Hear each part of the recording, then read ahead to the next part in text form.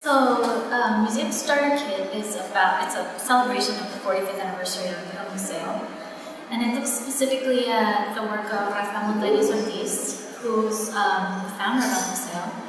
It looks at the works that he made in the period before, during, and after the founding of the Museo.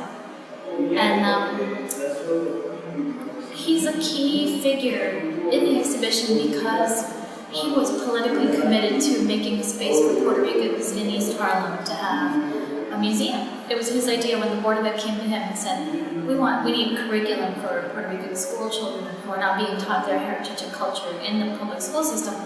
He said, let's make a curriculum, but let's also found a museum. And so it's his thinking very broadly that way that I think created the museum as a whole. And it's his spirit that continues to drive what we do today. So the exhibition as a whole sort of celebrates his legacy. Okay, so the participatory elements were really important to us because one of the things that Raphael Montañez Ortiz did when he founded a museo is to think about ways in which the community could participate.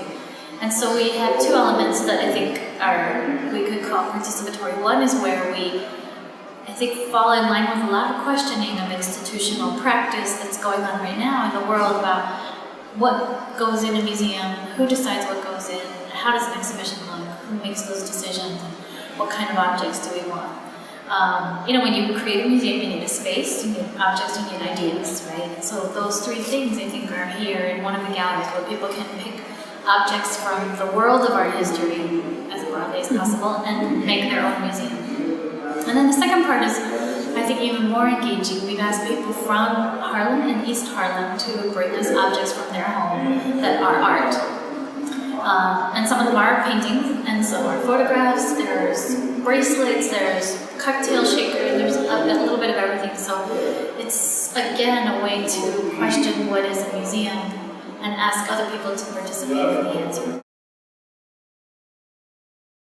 It's different almost for every work, and sometimes it depends on things that I already know are going to be in the show. So for example, since the show opens with a series of works by Raphael Montañez Ortiz, that made me think also about other people who do work that dovetails in some way with his work. So for example, I went to Beverly Acha's studio and she showed me many paintings. And they were all lovely, but then she showed me on her computer some images of sculptures that she had done when she was still in school, and I thought they were fantastic, and they also worked really well with two sculptures in the show that are by Raphael Montañez Ortiz. They had the same kind of spirit about them, besides the same shape, and the same kind of attention to the way the form is put together. I thought they matched what he was interested in 1972 really well, even though she did it in 2010. She was looking at what ends up being sort of indigenous forms, these pyramid shapes that we associate with, in our hemisphere, we associate with Mesoamerica and the Incan and the Aztec empires. And so I thought it was a nice conversation that the two were having. Mm-hmm. And then for other works, it's something simple as it's from the permanent collection. We haven't shown it before. It's a nice time to pull it out because it has political significance, which matches what Raphael was working on also.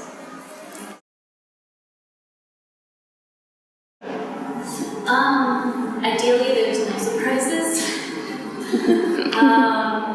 We had a surprise at the last minute when works that we thought were one size were actually another size. We had to get different frames for them, which we already had. We just had to go get them in storage.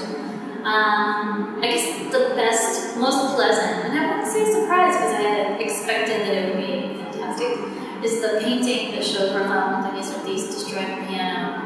That's based on a classic photo from 1966 or 67. I think it's 66 when he did one of his earliest piano deconstruction concert performances in London. It's an all black and white photo that's, all over the internet when you look up his name. So I always think of it as an icon of his entire career.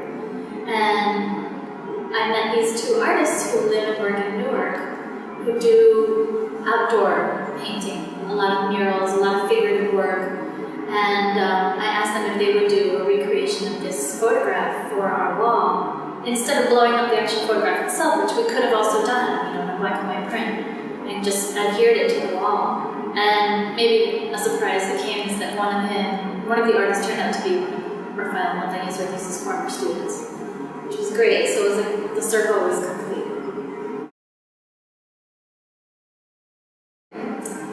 I think Raphael Montañez Ortiz is such an important artist, and it's unfortunate that, in my opinion, in this country he continues to be under-recognized. He has a really huge career in Europe.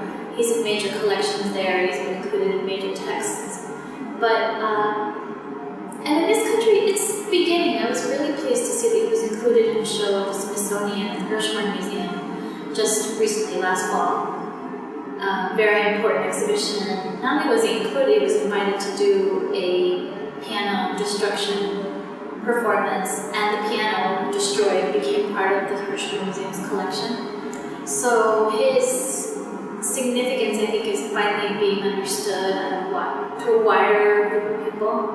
I feel like this exhibition shows the extent of his ideas and how they were influential, maybe not directly, but deeply influential to later groups of artists that were working after he founded a Museo.